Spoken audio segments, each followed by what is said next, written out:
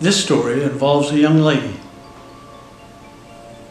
Sometimes renting is not always the best option. A young man invited a young woman to a formal dance, but she was very poor and she could not afford to buy the evening gown she needed for such an occasion. "Maybe you can rent a dress," her mother said. So she went to a pawn shop not far from where she lived. There she found a white satin evening gown in her size. She looked lovely in it, and she was able to rent it for very little.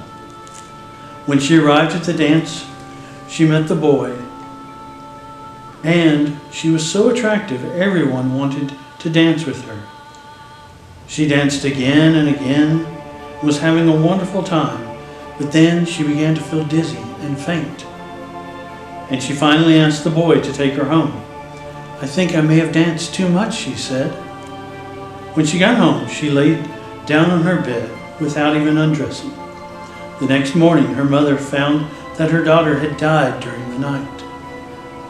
The doctor did not understand what had caused her death, so he had the coroner perform an autopsy. The coroner found that she had been poisoned by embalming fluid. It had stopped her blood from flowing. There were traces of the fluid on her dress.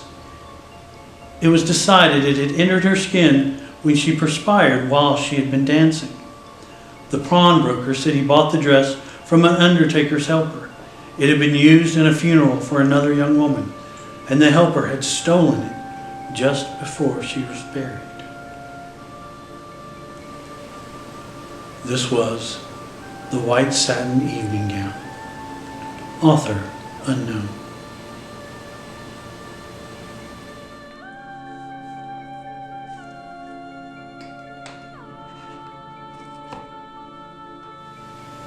We would like to offer our eternal gratitude to Eclectic Alchemy for spreading the ghastly news of our arrival.